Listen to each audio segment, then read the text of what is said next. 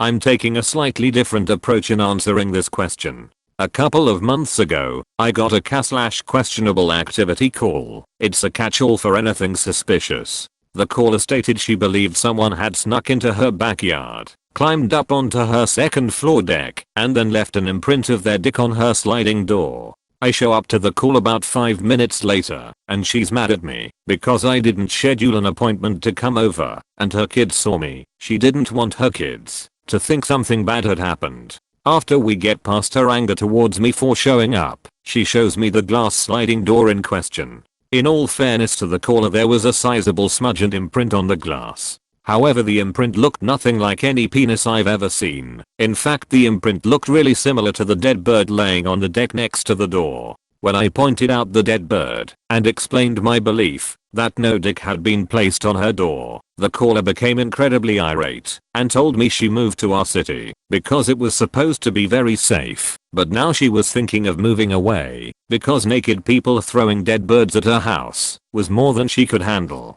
Realizing I would not be able to rationalize with Dick Bird, I left and wrote my report. Some people don't deserve to call 911.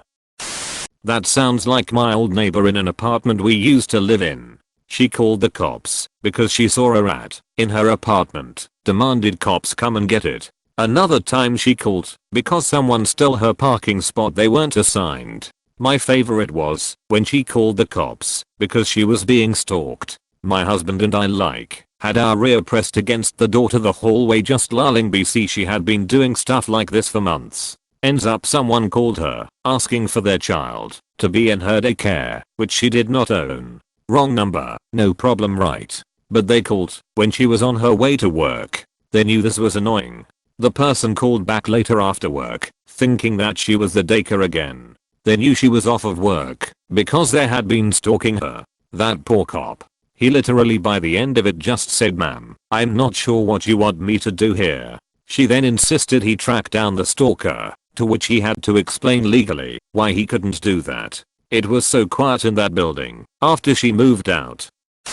I found 3 kids one day running next to a busy highway. The oldest was 5. We finally got them identified and figured out they lived about a mile away. We got there. They were in the care of their adult, 20-ish, sister while their parents were on vacation for 2 weeks. The sister decided she'd rather pop Xanax and smoke weed than deal with the kids, so she locked them in their bedroom for about 10 days, occasionally sliding food and water past the door. There were piss stains on the baseboards in the bedroom from where the kids had decided their bathroom should be. Finally the 5-year-old had enough and figured out how to unlock the bedroom window and make a break for it. That's nowhere near the darkest stuff I've seen. We don't like to talk about it. Show up to a trouble unknown call. Teenage looking girl walks out the front door as I arrive and sits on a chair in the front listening to an iPod. This was pretty disarming for me. She was clearly not distressed at all from whatever the trouble unknown was. I didn't even disturb her as I knocked on the front door. I can see an adult male through the side glass by the door. He has a look of absolute terror. As he reaches the door, a crazed looking woman attacks him from behind, biting his shoulder like a zombie. I would later learn this is his wife. Holy shit. Dispatch, give me the channel and get me more officers here now. I open the door and the fight is on.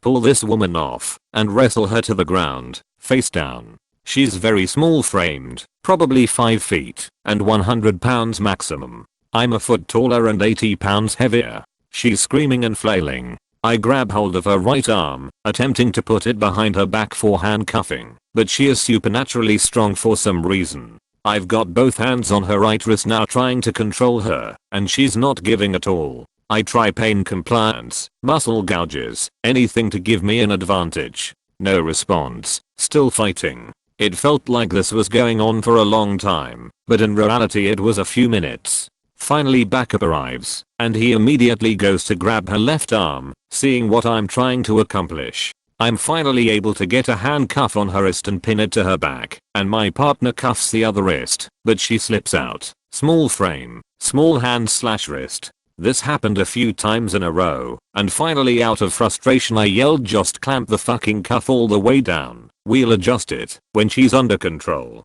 Finally get her cuffed, but she's still flailing and screaming. Other officers arrive at this point as well as paramedics. They're unable to assess her at all really. The husband tells us they bought some cheap weed from a sketchy dude in town, and after smoking it she flipped out. I assume it was laced with something. He said he smoked too, but didn't have a reaction, so who knows. We had to drive this lady up to the hospital in a patrol car. She calmed down a little, but the entire ride she was rambling about nonsense. The hospital was prepared and had several large nurses waiting, and we got her strapped down to a bed. I told the staff about the weed and said good luck. When my adrenaline was gone, my forearms were so sore, they felt like rocks from fighting with this tiny woman. Moral of the story, don't smoke shit you bought from the town crackhead.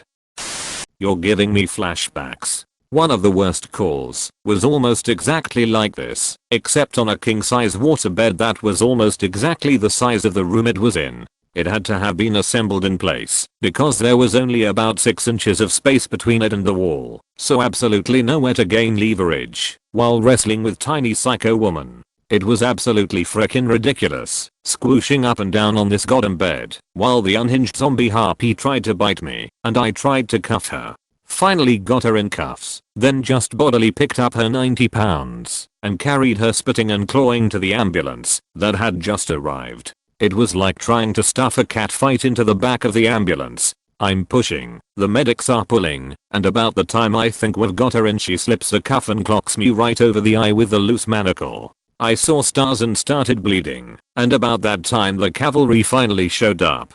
6 more cops and an engine crew from the fire department later we finally had her restrained on the stretcher. Then they called another ambulance for me. The family that had called on her being out of control was absolutely useless through the whole thing. Their only contribution was to keep screaming and hollering and ramping things up even more. And don't hurt her.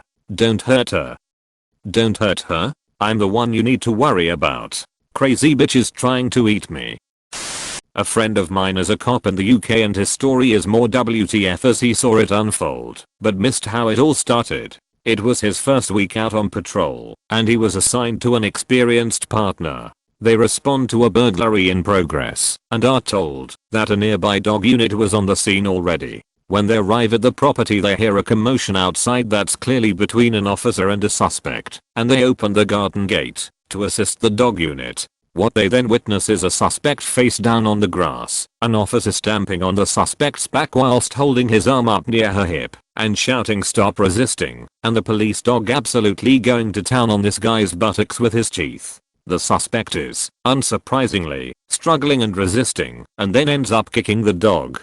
The dog then latches onto the guy's leg, starts ferociously tugging, pulls it off, and then runs towards the new cops on the scene with it. It turns out that was a false leg, which no one except the suspect knew at the time, and my buddy the cop said he just froze whilst trying to figure out how the hell he calls this in, and whether or not he should retrieve the man's leg from the police dog.